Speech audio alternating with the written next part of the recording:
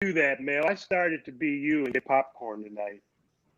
Man, bro, I'm in the cave. I do what I want to do in the cave. He's like Eric Cartman. I live Right. here. Yep. Come on, mom. Come on, mom. I do what I I live want. here. I do what I want. I know, that's Cartman. Fuck you, mom. Right, I do what I want. I'm getting Oh, popcorn. It's already you're live. made. I'll be back. By the time it's my time for my introduction, I have my popcorn. That's all right. So I don't think any of us can deny the heaviness, man, of this week, huh? Yeah. No. Yeah, it's been a heavy week, man. Stop. Do you know every time you shop on Amazon, you're helping? Who is that? That wasn't me Well, that time. That wasn't me that time. Is that you? It's gonna be a long show, so I got 2 bags. Oh Yeah. man. I thought Cheetos. you had popped it, Mel. I thought you were No, getting it in the man. microwave. I Sam's thought he Club. had popped it too. I was like, No, I don't do anything in the microwave, brother. The microwave is bad for you. It Yeah, actually okay. is. I try I not will to. when I have to. Right. I got a convection oven. I mean, it takes just a little bit longer, but it's just as effective. Yeah, I use a traditional oven and an air fryer most of the time. Air fryer How's the dope, too. air fryer, Sean? I love it, man. Actually, my original one petered out on me, and my brother blessed me with a new one because the one that he has, I bought them for Christmas like 2 years ago. So he was like, when he heard it, and it's the same kind that I had, so he just bought me a totally new one, a bit bigger one, different brand. It's been working out real cool. Big Mel, what are we gonna do song wise, man? Do you want to remember we never finished the political joint? Do you want to tackle that this week, or we're gonna go a different direction? I can't do political tonight, bro. I can't do.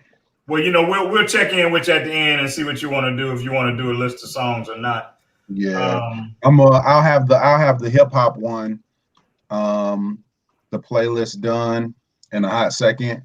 I'll post it in tonight's group, and I'll go back to the one where we actually did it with Vin, and I'll post it in that one too for anybody that made comments, so they'll see it. Okay. Man, a week like this, we certainly want to thank anybody that's tuning in and hanging out with us, because I mean, you can even tell the energy is different, than it typically is, because it's just been such a long week. And it's been on my mind before we go any further I want to acknowledge, man, my dad would have been 91 years old today, and he's been on my mind all day. Yeah. So it's wow, man. 8/29/29. I was lucky enough, man, to have a great dad. And so I just want to give him some love on his birthday, man. 1993. He went on home. He went to the Lord, as we say. So, with the ancestors. Wow. Family, and thank you, Dad, for being a great dad. Man, I'm glad that it's this group, man, all guys that we know and are comfortable with, and got a solid relationship with. So why don't we go around real quick, man, give some brief introductions. Peyton, we're gonna start with you, then Glenn, then Rob, then Mel, then me. So imagine nobody has ever seen your handsome face on the show before, and introduce yourself. Name's Peyton Rose. I'm the co-founder of Alpha Wave. We are in the personal and business optimization and coaching referral business. I like to run. I'm a Spartan racer, and I'm currently 4th in the world in the Spartan Challenge. Are you seriously? I am dead serious. Currently 4th in the world, and I'm climbing that ladder right now. And by God, I'll be on the podium by the end of this thing. Wow, that's awesome. Hey, please keep us posted, man, because we want to encourage you and hold you accountable. Please do. And celebrate with you, when you achieve that victory, man. Thanks. Always good to see your face, man. Glad you're hanging out with us tonight. Glenn, you want to tell everybody who you are? Yeah, Glenn Murray, co-founder of G Rose Productions, with my partner Keisha Rose, help co-produce this show along with NDTV. Happy to be with you guys tonight. I'm glad for the group we have, honestly. What we want to talk about and what the last 2 weeks have been, this is probably the best group to have. Yeah. I haven't even been out of the house today, man. I'm maxed out at showering and cleaning up. That was, all I could muster today. Robert Hazard, my man. Robert Hazard. Can you introduce yourself to the good people watching, man? I am Robert Hazard. I have a technology consulting group called the Hazard Group that works with small businesses to help them eliminate operational bottlenecks. And of course, I have some grandkids that I love hanging out with when I can, and lover of life. Thanks for having me. Hey, man, thank you for making the time, man. We make no apologies about considering you, man, one of us, and we're always glad to have you, man. Mel Roberson. What up, people? How you doing, man? Wakanda forever, baby. Right. Man, I'm messed up, dog. Like, yeah, man. I had to pull it together to do the show. I've been in a puddle of tears since yesterday. I get it, man. I thought about you. That's why I asked you if you had met him. I mean, that's your, you share the same passion and gifts. And so I finished my second MBA yesterday in human resources. Did my final project. Congratulations, man. Congratulations. Defended it, and then I get the news about Chadwick. So it's like, it's crazy. But I'm Mel Roberson. I'm a professional developer. I own several companies. One of them is a professional development company. I do seminars for corporations on diversity and inclusion, leadership development, goal setting, corporate morale, a variety of other topics. I'm also an actor, a member of the Screen Actors Guild. I have a couple of other businesses besides that. However, my most important career, business, job, whatever you want to call it, is raising my two incredible daughters who are now 28 and 18. I just took my daughter down to school in Texas last week. She started her freshman year and she is running track at a Division I university. And I am beyond proud of the accomplishments of my two girls. They are my reasons for existing. That's awesome. Man, I have to say, I've seen both of your daughters, man. I would not think your oldest daughter was 29. She does not look 28. They're 10 years apart, 28 and 18. Yeah, she doesn't look, she looks like a teenager, man. It looks like you got two teenagers, so good for her. I'm Sean Mason, honored to have served as the host of the show for the last 12 or 13 weeks or so. I am a local photographer. You can find my work at evanmarcusimagery.com. I do some things on the music side. You can search for me on YouTube. Just put in Mason Cover or Mason the Soul Singer. You can catch my blog at thelensofmylife.com. And I'm not a dad like Big Mel, but I'm a proud uncle. If you know me, you know that I call my niece and nephew my heart and my liver because I can't live without either one.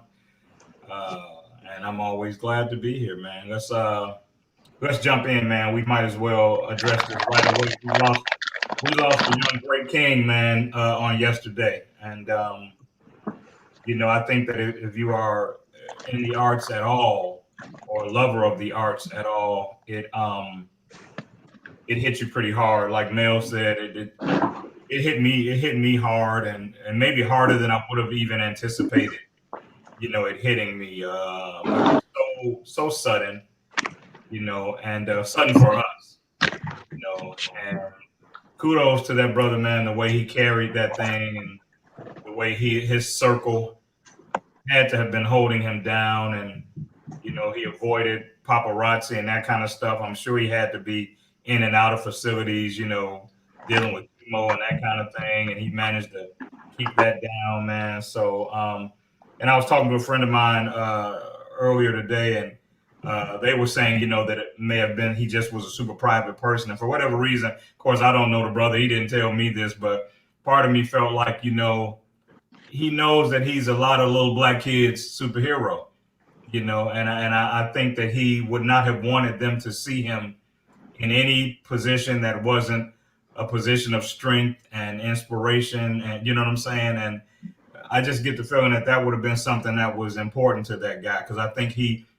if you watch his interviews, he understood the weight of the moment of that movie, and what it was going to do to the mentalities of young folks, particularly. I believe that, man, that he was protecting his image for them as well. Mel, what do you think about that? You're muted, brother. Yep. I think it was a combination of that and him understanding that his purpose was bigger than his circumstances. Mm-hmm. Like, this brother was diagnosed 4 years ago. Right, dude. Still shooting films, still creating art. It was like he had a mission and he had to accomplish his mission before his time was up, man. And his body of work since 2016 is crazy. It's ridiculous. And he's still got movies that are about to come out. Yeah. Did they ever start shooting the sequel to Black Panther? I believe so. Yeah. I think they may have just started right then. COVID shut it down, I think. I believe so. But I mean, even if it was a COVID thing, he wouldn't have been in the same capacity. And I mean, whatever. But the thing that I love the most though is like who he was as a human being outside of an actor. Yeah. Like the speech he gave at Howard University, his alma mater, was super dope. The interview he had when he was talking about how there were roles he didn't take, and because he didn't take those roles, it opened him up for the roles he was supposed to be in. How when he was on the soap operas, he challenged the stereotypes of Black characters, thinking, he's not a drug head, he's not, all of these things. And then his manager or his agent called him the week after he filmed and was like, yeah, they're going a different way. Your character's not going to be on the show anymore.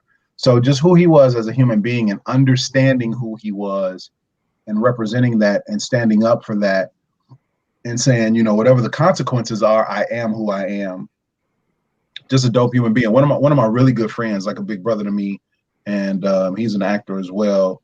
Morocco, he's been on Rock, Rock, yeah, man. He was in 21 Bridges with Chad, so he's posted all these pictures. I remember November 19th when I went to see the movie. I'm in there like, man, my bro is in the theater. Where I posted it to my stories on Instagram, I think, and I'm taking pictures, man, and I'm like, I'm so proud. And he's telling me how, such a dope. Even after they filmed, before the film came out, he was telling me how such a dope dude Chadwick was, how he was bringing high school kids on set, teaching them about filmmaking and letting them see the process and stuff like that, man. And it's just crazy to lose a giant who's the same age as me.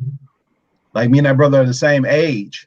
You know what I mean? And I'm like, he was in perfect shape. He was T'Challa.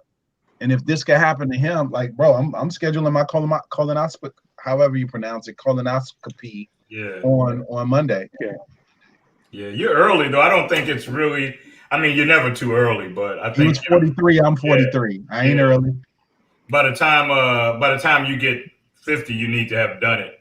Yeah, doctors are now saying for African American man 45. Yeah. Really? Okay. Yeah, I've been. And we see why, Yeah, we're susceptible to a lot of things that normally that time period it gets shortened for us for some reason. So you just need to take care of everything you can after 40. I believe I'm a firm believer in checking everything out after 40. Raise the hood and check it all out. You say raise the hood. Yeah, Mel and I are sending him our energy with our attire. We know you guys loved and appreciated him as well. And let it be, like Mel mentioned, let it be another wake up call, like Glenn said as well, about your health, man, and getting out in front of that thing, because, you can do everything right and you still find yourself in that kind of fight. So, yeah, very much. I got mine done this year. I want to say in February. So I got that taken care of. So I've got another 5 years to wait.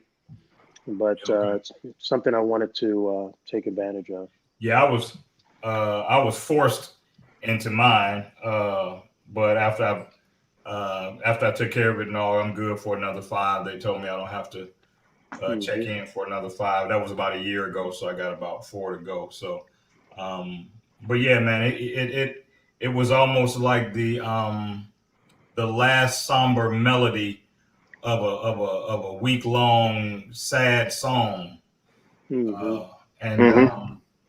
we would be remiss if we didn't say, man, our prayers go out to his family. I think he had 2 young sons. He was one of ours, man. And, we'll miss him. We'll miss him dearly and miss his contribution, man. It's already down 15, man. We got to talk about Kenosha. Right. Speaking of a sad song of the week and heaviness and all those other things. Yeah, man. I don't know, man. Take a drink. Yeah. Peyton, I don't want to put you on the spot, man, but you're the unique voice, in it from that standpoint, and we love and respect you as one of ours, regardless of anything else, So, I often wonder what these kinds of things, how they make people who aren't affected in the same way, how they make them feel. I got a buddy, man, who is he's a really, really tiny dude. I bet he's probably 120 pounds. But he's a white guy who adopted a black son, and his black son is a mammoth of a young man. He's a big dude. And so he's actually been in airports and stuff, man, with his son, and they get separated, and people would not assume that they are together, much less this is his dad. And so he's seen firsthand how young black men can be treated, and then when he intervenes and says, this is my son, they're like, what? So he's a dude who can't pretend it doesn't exist, because it's almost like he's got a secret seat in the audience, But how's that for you, man, when I know you have a lot of friends, people of color, man, and, is it an awkward thing? Does it put you in a unique position? Well, you know what, man, the first thing that always comes to me is that and so many of us are just so fed up. I mean, just like, just so fed up with this ridiculous, and it's ridiculous. Like, and it's fear. I mean, there's so much fear. Like, there's so much, like, those white cops that shot him in the back. That what it is baffling. And then the chief of police is like, well, if you wouldn't have been out past curfew, and it's like, I want to make a video where we just sit there and just like show the expression of how insane this stuff is, man. And it's like, having so many black brothers and sisters like that I've spent so much time with. It's just like, this has been, black folks have been saying this forever, since the dawn of this nation, and then we have to deal with people trying to say, I don't know if I saw snippets of the RNC, talk the other night, and those presentations, and it's just, my face is melting, man. It's just like, I'm completely baffled. And so it's a lot of anger, a lot of absolute anger, and, a lot of frustration, and just like, man, when are we going to start appreciating life? People don't understand. Like, and this is it's an epidemic that, that we aren't taking life seriously, and we aren't appreciating other people's lives. It is, I don't know what's going on, but the divisiveness in America, it's like, I was thinking about it the other day, this is coming back in a loop.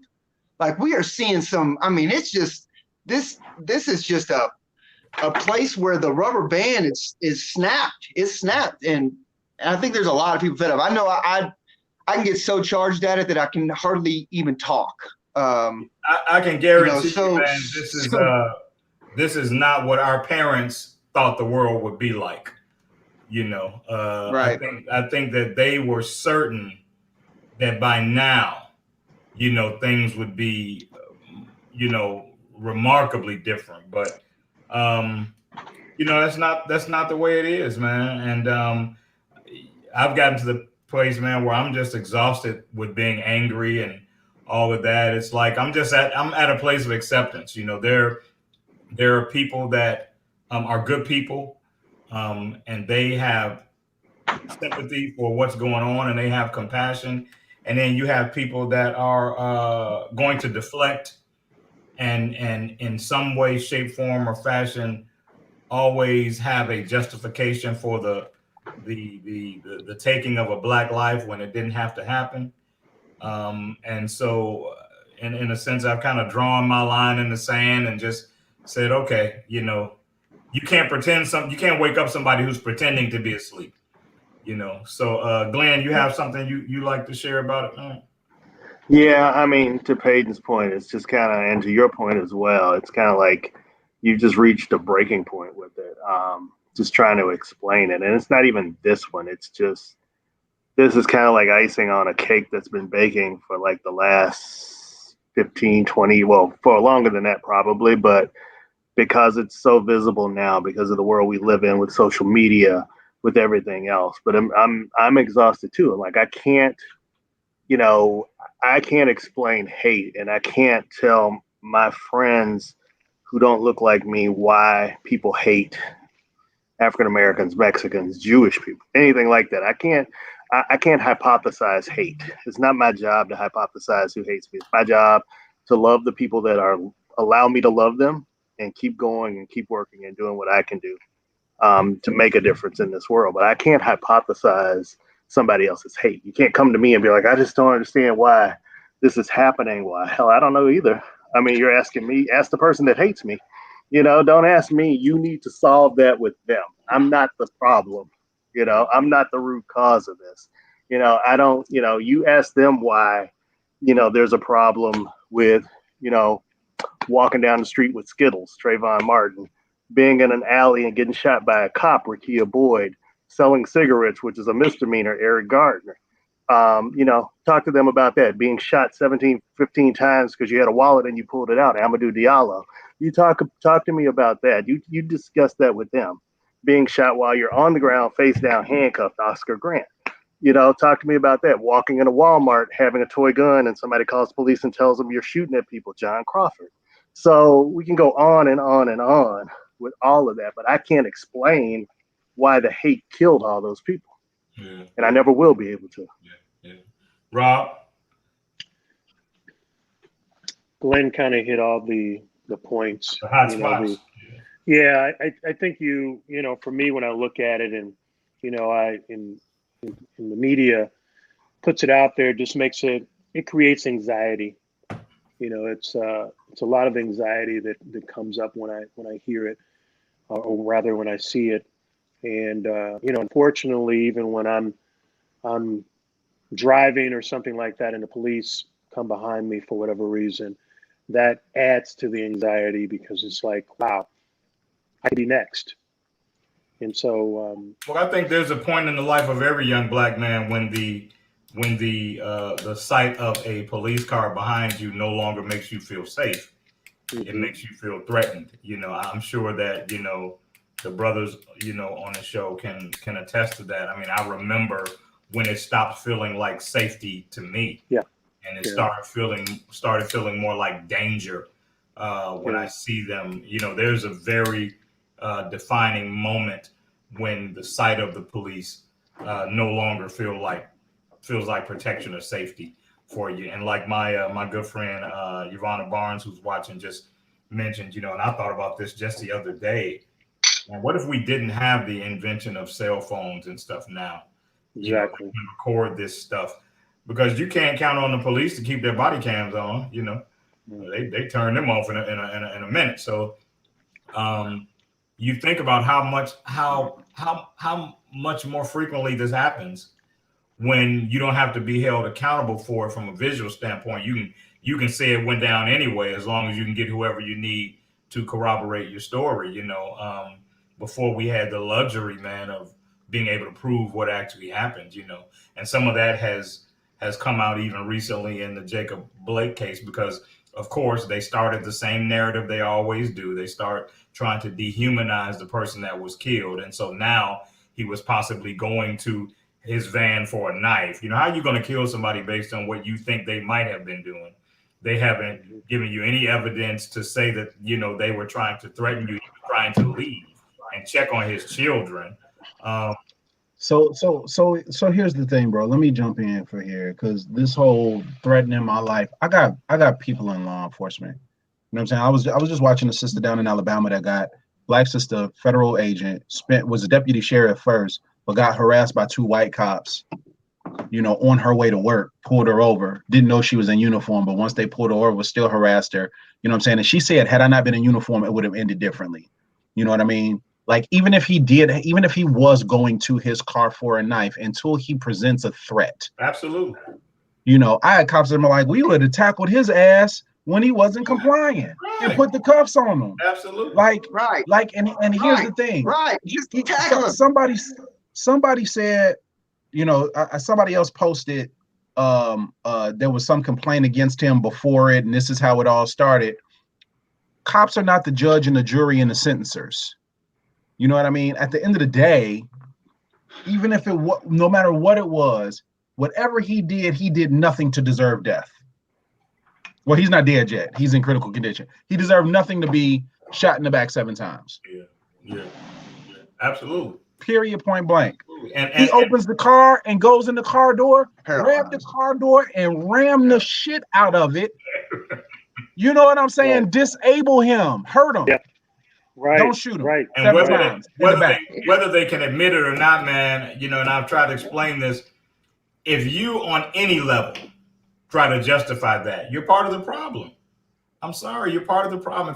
If you in any shape, form, or fashion can be such the pontificator that you think you can justify what happened to that young man, your mentality is part of what we're up against and what is the problem, man. So, you know, hopefully, man, the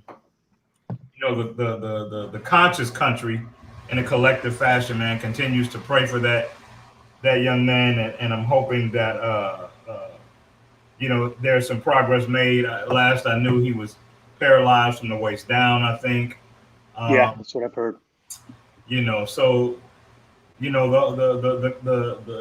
the part of the nation with a certain level of conscience, man, is praying for him and hoping that, you know, it gets better than it certainly appears to right now. What do you think the solution is? Have we talked about what we think the potential solution? Because, you know, as we look at it, the police departments they're not uniformed across the country, right? They all kind of do their own thing. Do you think it's a training issue? What do you think? Well, it's obviously a training issue. It's a vetting issue. You know, I may be of a different mindset, man. I respect the passion behind hate and racism. I expect the passion that can be there. And so I believe that there are young boys, like, for example, Rittenhouse. Mm-hmm. You know, he had this history of wanting to be a police officer, but he didn't want to be officer friendly. You know, he wanted to be the kind of police officer that shoots black people. Mm-hmm. You know what I'm saying? Like, I think that we don't give enough credit to the way somebody can be brought up and programmed and conditioned, you know, and the way that they're brought along in this earth. Man, I believe that there are judges right now sitting on the bench that wanted to be judges solely because they wanted to be able to put black people in jail for extraordinary lengths of time when they didn't deserve it, to feed their racist urges. You know what I'm saying? Like, I just believe that, you know, and it's a toss up. You hope that you get in front of, you know, a humane one, but I mean, that's real. I mean, how else does somebody, I was just looking at something, I can't call it now, but it was like the young lady who was homeless and lied about her address so she could get her child in a good school. And they put her in jail for like 17 years or something crazy like that. But this rich lady pays the university to admit her child, and she gets 5 months probation or something crazy like that. If you can't see the systemic racism at work, you're not trying to see it. You know what I'm saying? You're not trying to see it, man. So, you know, it's exhausting, man. Dick Gregory said something. I mean, the night that Rittenhouse shot people and walked down the street with the rifle hanging off his over his shoulder, hands up, like he knew he had done something wrong. He expected to be grabbed, and he walked right on by him. You know, Dick Gregory said something, man. Go ahead, Mel. Do you think that an armed black man could have walked towards the police with an AR-15? Come on, man. That's a rhetorical question, right? No. They get look. Right. Look, Jacob Blake didn't have anything. Yeah, and Sean, to speak to your. Go ahead, Peyton. Do I got a lag right now? Yeah, you got a little bit of a delay. I mean, to speak to, there's a generational issue. Okay, there's a generational issue that I can tell you from first experience. I had a terribly racist grandfather, terribly racist. I mean, he was a state trooper in the 50s in the Deep South, and I can tell you, it was horrible. It was horrible. I got out of that. I pulled myself out of that. At 15 years old, I told my granddad I'd never see him again. I'd never come back to his place ever again. They couldn't force me by law. I was out. And, try to it was crazy. And I can tell you, like, his whole goal was to make me feel that my friends were less than human. That was his whole goal. And it is going on all over the place. And, like, I lobbied in the South. I lobbied in Arkansas. And I know a lot of these senators. I know a lot of these House representatives. And I'm calling them out right here, right now. I'm telling some of my black House representatives, my black senators, hey man, there's some racist SOBs in this thing, and they are blatant behind doors. And they're like, man, I just don't think it's that serious. I'm like, man, it's so serious. It's serious, and they put on this face, but they are horribly racist. And to think that is not existing, and for people to try to say that it doesn't exist is absolutely horseshit. It's horseshit ridiculous. It's ridiculous. It's a slap in the face to anybody with any sort of conscience, any sort of knowledge at all. It's ridiculous. Because you live it every day. Yeah, so it is absolutely programmed. It's generational, and it's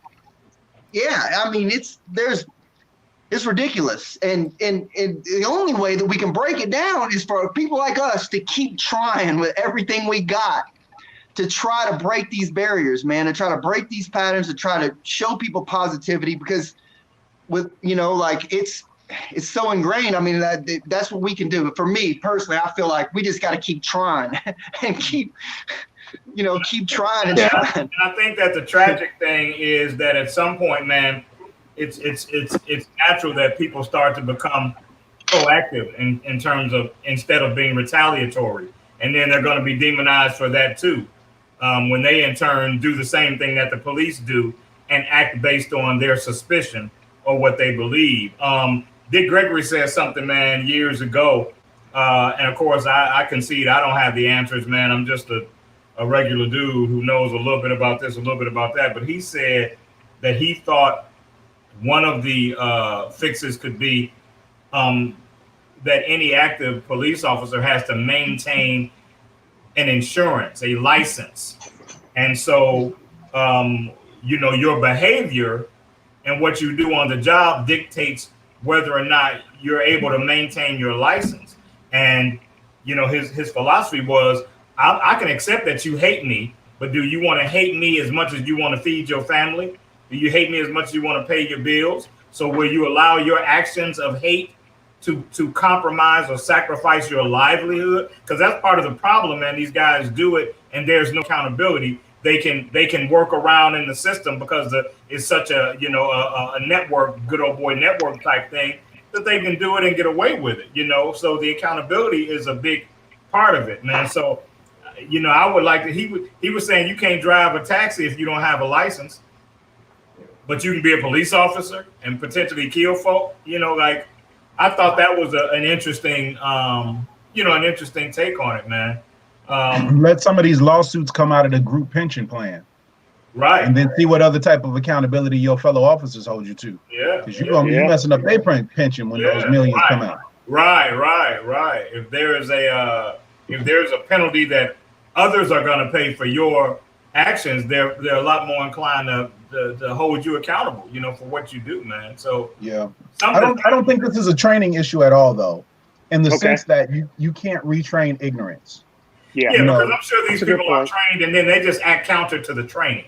They know, what I'm saying? They know that they're acting counter to the training, but Yeah. what they feel in their hearts allows them to do something totally counter to the training. So yeah, in that respect, I think you're 100% right. You can train me to dunk a basketball, but I'm 5'7.5". I know how to do it. It ain't gonna happen. Well, I know somebody that's an inch taller than you. Well, that we'll is, just, yeah. bro. You Well, just- And you I gotta don't develop- want to, I want to make a There point. are Bud anomalies. Webb. Oh, go ahead. That's Bud all Webb. it is. We just lift you up and you dunk it. Bud Webb was 5'7", Sean, and he dunked basketball very well. Yeah, but how many Spud Webbs do you know? Yeah, that's It my only takes one. You only need an example, Yeah. brother. Right. Yeah, yeah. Right. other side of 5'0", Doc. It ain't gonna happen. Be the change you wish to see, Sean. Be the change you wish to see. How about y'all? You go have can one do it. trampoline with me. Y'all go have one trampoline. We can make it happen. You Hey, can man, have the one I got in my basement. Hey, Peyton mentioned one. Peyton mentioned the RNC, man. Of course, I wasn't going to watch it at all. And the other night, I was sitting there working on some post production for some photography work, and I was watching I think Supernatural or something, and it rolled right over into it. And I was too lazy to change the channel. I was like, let me hear what they're saying. I mean, the first 10 minutes of it, man, was so disingenuous, and I called it the Racism National Convention. But did any of you guys take a look at it at all? What did you think about it? Glenn, you seemed like the only person that could stomach it, man, enough to sit through it. I saw bits and pieces of it. How do you explain this?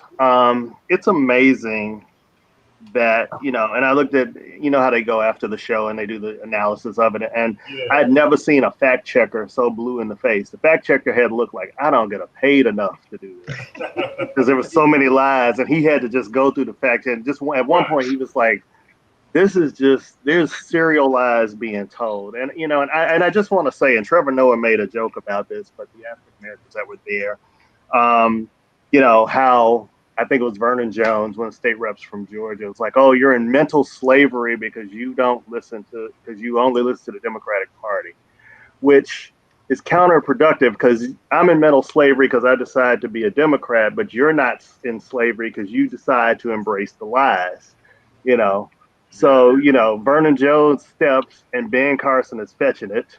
Tim Scott shucks while Daniel Cameron jives. So I'm like, it's crazy that you've just really completed a narrative that in their world, and that whole thing, COVID is done.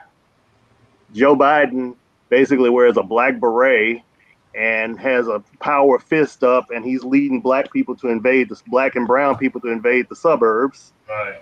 Let them tell it. Like, he's just one step away from like being the Minister of Information for the Nation of Islam or something, you would have thought. Once they finished demonizing him. Melania Trump, who was active in the birther rumors about Barack Obama, talked about being nice and being kind, and how her husband listens, and how you need to be nice to everybody. You got a campaign against bullying, cyberbullying, and your husband is a cyberbully. I know, which is a joke. Yeah, which is a joke. And I say this all the time. I've got friends that are Republican. I don't have a problem with your politics, but I have a problem with your perspective.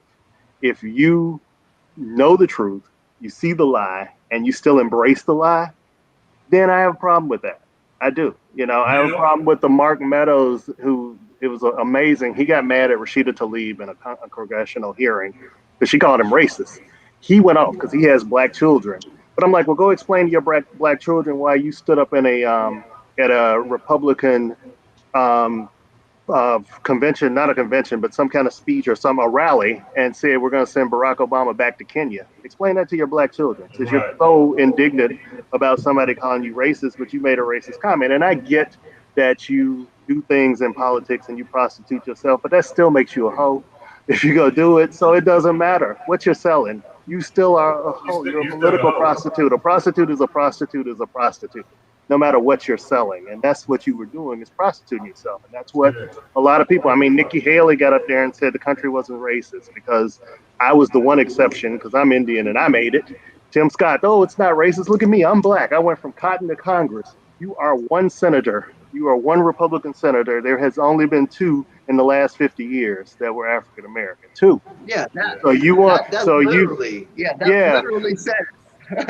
yeah. So you're doing a self high five about how you made it because of that. And Nikki Haley does a self high five about how Right. she made it. She was a brown girl in a black and white society, and somehow I made it. You're only the second Indian governor in ever. Basically, Bobby Jindal was the other one in Louisiana. So yeah, clap for you. Okay, but that doesn't mean that there's been all this progress. So it's just crazy. I can talk politics all night, and I won't. That's why I'm not drinking. Let me give you all some interesting stats. The fun Yes. part of the convention. Go right ahead. Cardi B tweeted, was it Melania selling WAP? I saw that. There was a record set at the convention for the longest speech given at a Republican National Convention. The current gentleman in the Oval Office is the one that broke the record. Like 107 minutes, something like that. Yeah, 118, I think it was, or something like that. 108, maybe 109, something like that. The previous record was set 4 years ago by him. He broke his own record. Because he's a self-indulgent, narcissistic. I didn't say any of that. I'm just giving you statistics. Yeah, I did. Interesting things about the convention. And Glenn, to your point, my brother calls him a meat suit.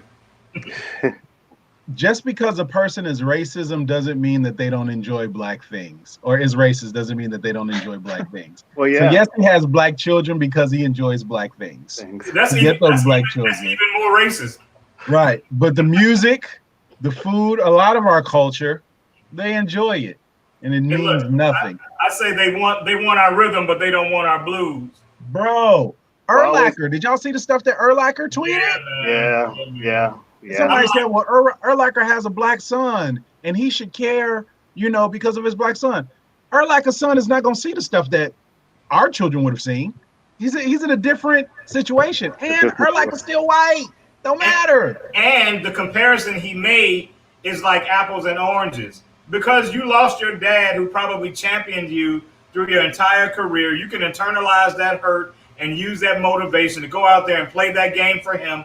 That's not the loss that's being campaigned on the court. We're talking about a systemic oppression and mistreatment of an entire race of people that require some kind of resistance. So for you to even compare the two shows that you have such a low level of consciousness that you can't see the difference. It's like the people that don't understand systemic racism versus symptomatic racism. You can try to teach them and tell them, but they will not get it because they don't want to get it.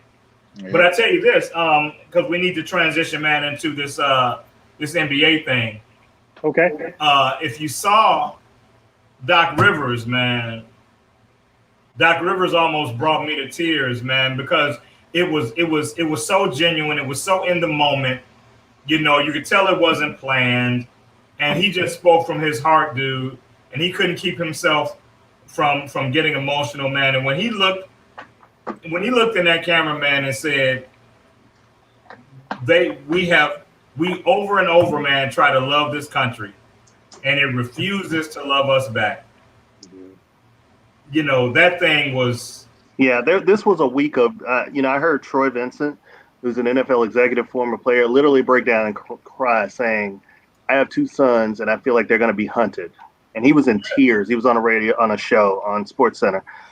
Then I saw Aaron Boone, which was really surprising, the Yankees manager, and he and his wife adopted 2 Haitian boys, very young. His wife was doing a trip over to Haiti, and they were building a church, and she met the young boys and met his brother, and they bonded, and they ended up getting permission from the family in Haiti to adopt them and brought them home, and they have 2 children as well. And they asked Aaron Boone about it, and he literally broke down and cried. Like, he could not complete the Zoom conference. He literally got up and walked away because he's like, it was so heavy on him, So you see that and you realize kind of what the toll this is taking. And these are professional men that make millions of dollars that can actually afford therapy. So you think about all of us that can't.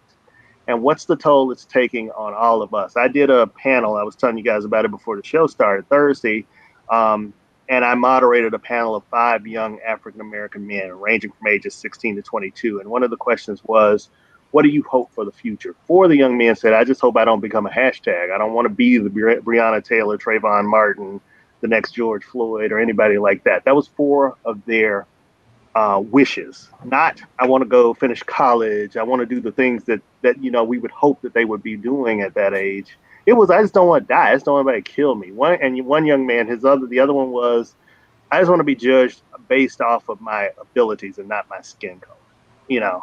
That's sad that at 16, 17, 18, that they need to be thinking about that. What does that toll take on them mentally when they get to be 25, 26, 27, when they try to enter into the work world, when they try to enter into meaningful relationships with people, things like that? How does that baggage translate when you get older too? And I mean, we got to think about that and what we're doing to a generation after us mentally, and what the toll it's taking, and the toll this year has taken on people, and not just this year, but especially this year, it's been amplified.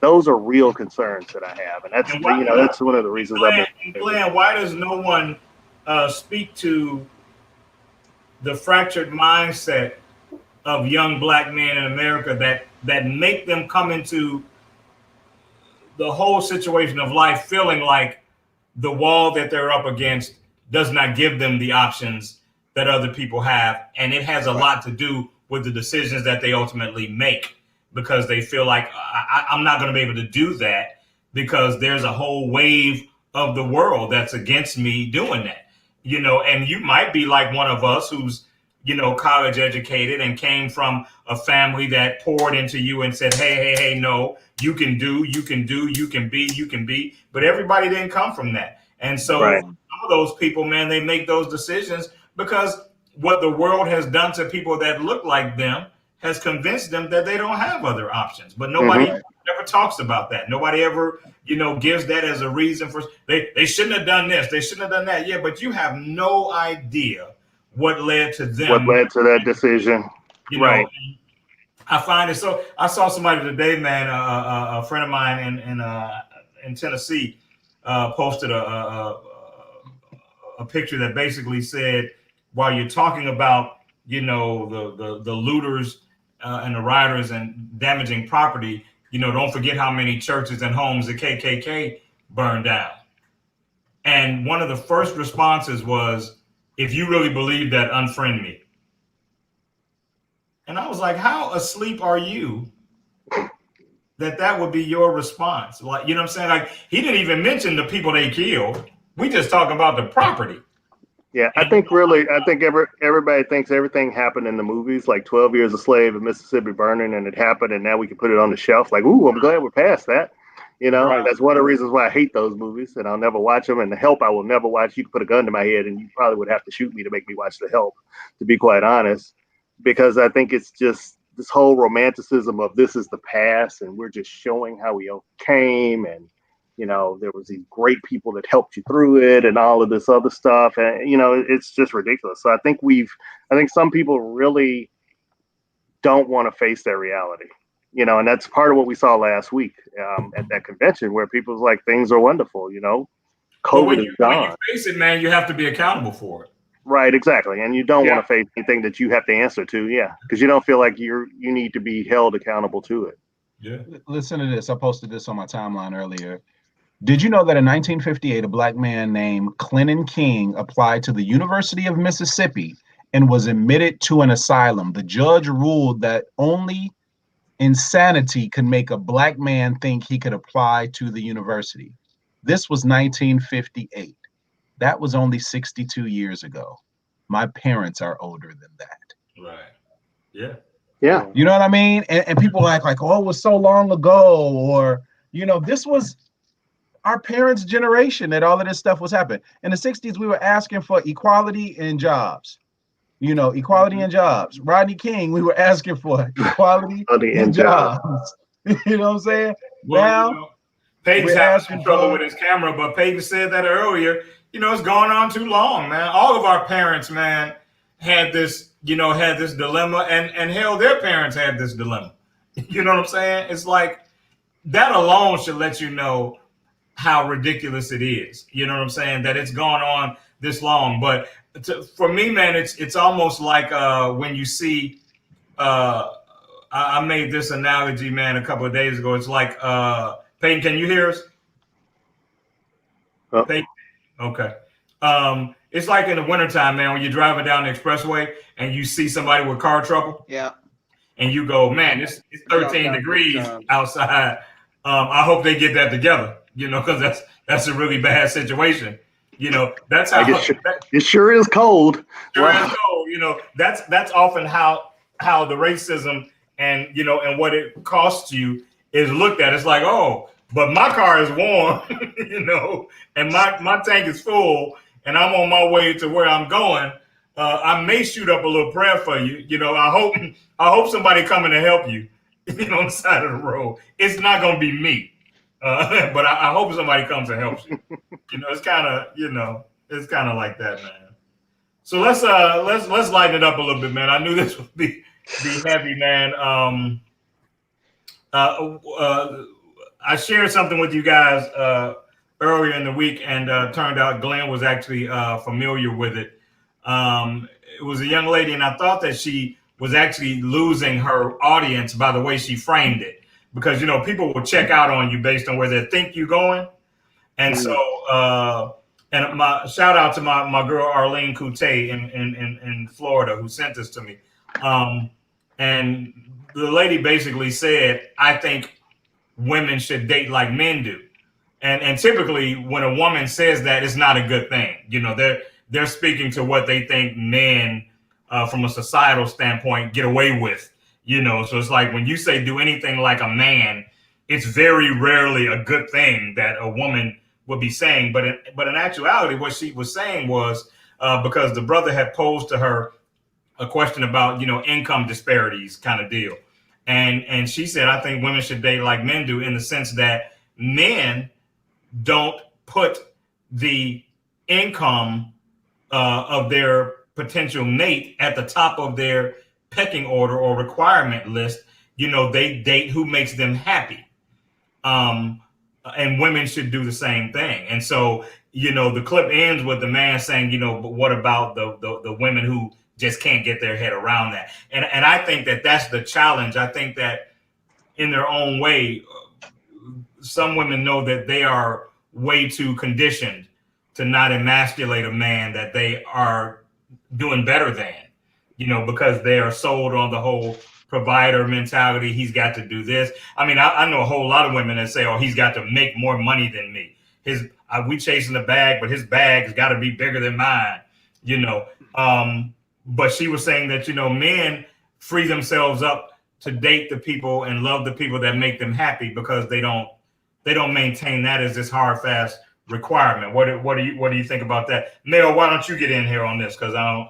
Well, I don't know if let me not say I don't know if I'm the right guy. My mindset is a little bit different. Like, my dad, once my younger brother was born, told my mom, you don't have to work. Like, you take care of my boys, make sure the home is taken care of, and I'll figure the money part out. And I grew up with that example. And so I don't mind being the breadwinner for the family or being a provider. In my last relationship, I mean, well, I don't think it's a case of whether you mind it or not. I think it's a case of, you come with that. You may not come with some other things. You know what I'm saying? And so it's more about letting that be the dictate, most of the time, in a disproportionate kind of way. I know a whole lot of great guys that intentionally sit on the curb, because they think they're going to be judged for their little 40 or 48 or $50,000 a year job. And to the lady's credit, she was saying, men, and oftentimes it's because, the man might be in the position you're in, Mel, to handle it that way. But the flip side of it, though, and my belief is, if a woman knows what she wants, right, I don't knock her for knowing what she wants, even if I'm not that person. Absolutely. And because of my income, if you want a particular type of lifestyle, you know what I mean, and your two incomes combined cannot get that, or you're looking for something different than that, you know, that you might want somebody that could hold you down and that could be a provider and all of that other stuff. And you want that in addition to the happiness. Now, where you put that in the order, you know, if that's the number one thing, like if you're not even looking at anything else besides the income, then yes, that could be a problem. But I don't think that it's anything wrong for wanting somebody who's ambitious, who's of a certain financial stature or whatever, as long as you bring something to the table that complements that and provides him what he wants.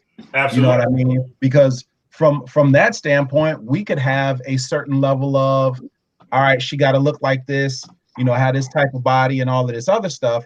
I don't know if that's any different than, you know, this is what I want in a woman, and a woman saying this is what I want in a man. Yeah, Right. I don't think there's any argument to that. I 100% agree with you. We want what we want. What I'm saying is you don't typically hear a woman package it that way and say, you know, men free themselves up that way. It could be a benefit for women to consider the people that they don't consider worthy based on that attribute alone. Do we free ourselves up though? Do we free ourselves up in the income category, but where do we tie ourselves in other categories? The hotness category. In the hotness category, Right. In the big button smile category. You know what I mean? Yeah. Glenn, We have our standards. No, let's not. Right. Men won't fool you. We have our standards. We know what we want. We're getting close to time. I want to make sure I hear from the other guys. So Glenn, Peyton, and Rob, why don't you jump in here? Glenn, give me your thoughts on it. Rob, Peyton, go ahead. I'll let you guys go. I've been talking. Go ahead. Why don't we let Peyton go because he's had some trouble. Robert, Yeah. get in there. I feel like I've been talking too much. No, you're fine. You're fine, brother. Well, I've traditionally made good money. So I'm not looking at what she makes. I'm looking at how we vibe, how that, you know, to use Glenn's big booty, you know, if that's all working for us and everything's good. I never said big booty. That was Mel. Oh, somebody said the big booty piece. So I did say hot though. I did or say deny hot. that I got that from Glenn. No, I did not say that. I said hot. I did not talk about anatomy at all. I said hotness, and hotness could be smart and yes. attractive too. That's Hey, a combination. Let's clean it up. Right. Hey, Rob. Yes, sir. So it's really, the question isn't really about what you're looking for. Right. It's about what they're open to. So have you been ruled out or ruled in based on your financial position? Well, I think that, you know, if you ask, you know, somebody recently, I think that I was able to get ruled in because I made what they made. So, and I flowed the way they flowed from a lifestyle perspective. They probably would not have taken me had that been different. However, I think that, but I also think that I come with other things outside of the financial piece of it as well. So I think that is, you know, the conversation, the you know, the drive to do different things makes a difference as well. I don't think the income, what income I was doing, what flashy cars, you know, I was driving, or what type of home life I had made the decision, but it probably factored into some. I see our producers are at work. I was waiting on them to post that Robert makes good money. That's going to be the next hashtag. Robert makes good money. I'm waiting on that one. Robert has a home in Bali. Bali, yeah. Robert is a baller. Rob is a baller. That was back in the day. I got rid of my convertibles and everything now. I'm just nothing wrong with a SUV. convertible now. Right. I know. I love it. I miss mine. Love a convertible. Peyton, I know you're a family man, but what were your thoughts on it, man? What'd you bring to the table? Like I go back. I hate that, Glenn. I hate the whole bring to the table. I know. Me too. Yeah. I hate that one. Go ahead, Peyton. I'm sorry. Go ahead. Peyton I owns really the go- company that I made go the back table. to who you are going to attract. We're magnets in the universe, and we're going to attract what we put out there. So who are you surrounding yourself with, and what are you projecting? And that's going to be it. So as a woman or as a man, you got to really take ownership and look at that. And that's that in the end of the day, and that's an individual thing, but at the end of the day, whatever you're projecting, whatever you're putting out there to the universe, you're going to bring back. So if you're all about the money, you're all about, whatever you're all about, you're going to get it. And it may be good, it may be bad, depending on how the way you're attracting that. So yeah, I think that it's pretty tough. I think that a lot of times you don't, when you focus so much on one thing, and that's whether it's a woman and money, or even a man and physical beauty, or or anything. I think that you put yourself at risk of not having things that you don't know you need until you need them, and so you might have the woman that can walk into the room and make every guy in the room wish he could leave with her, or you might have the guy that can take you to Dubai every 3 months. But if you get sick or something happens to you where you require the loyalty and compassion and faith of a legitimate mate, and you don't have it when you need it, you'll give all that shit up. You know what I'm saying?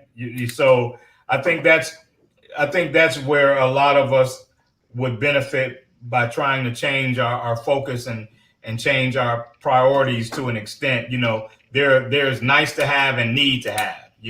I need to have somebody that will love me the same when I'm on top of the world as they will when the world is on top of me. It would be nice if she looked like Halle Berry, but she don't need to look like that. But it'd be real nice. But it'd be real nice. It would, yeah. Real nice. It'd help. I mean, it'd help my decision making or something. Yeah. Sanaa Lathan, and well, Hey, Gabrielle Union is. We all married can't now, date models, but those that can do. Rob, Yeah. you said Gabrielle Union. Yeah, I mean, if it was Sanaa, it was Gabrielle, and it was Nia Long. Have always been, my Your favorites. triumvirate. That's Yes. been your triumvirate of sexiness. Yes. Yeah, back in the day, man, it was Jada, Nia, and I think Halle. Yeah. But in recent years, Sanaa was like, I put Lupita on for a little while too. Lupita. Oh yeah. Yeah. Neither of those women looked at me anymore. I mean, so. So after I broke up with Janet Jackson, Sanaa kind of took, the top rung of the ladder. She became the bar. Would you tell Sanaa to stop calling me then, Glenn? Would you tell I told her to lose my number, but I wasn't going to change it. Hey man, we are a few minutes over, man, and I want to I really sincerely, man, want to give all of you guys an abundance of credit, because this was a long week, and in all the weeks that I've been doing this show with you, I have never felt the blue somber energy that was on with us when we first checked in.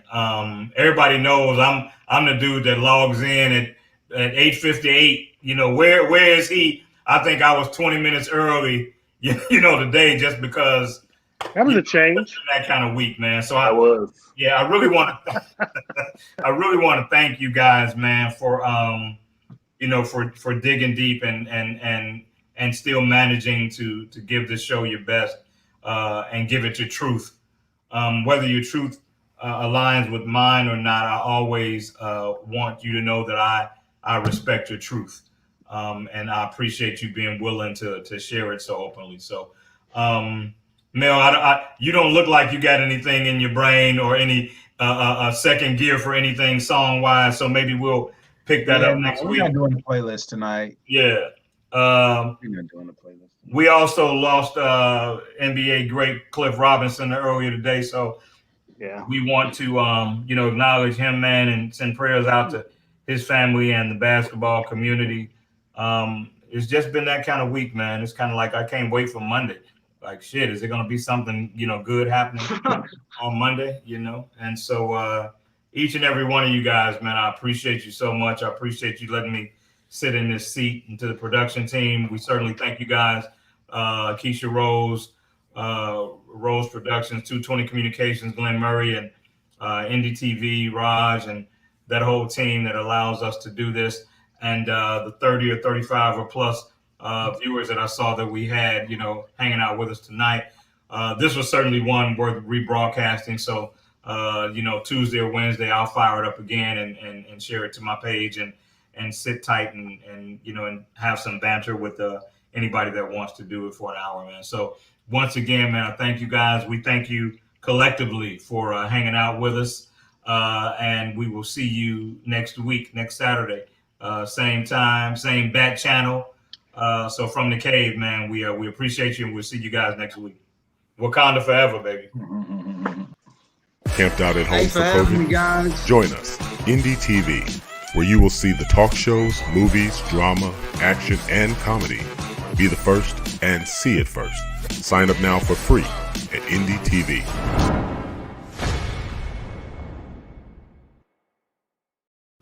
Hey, man.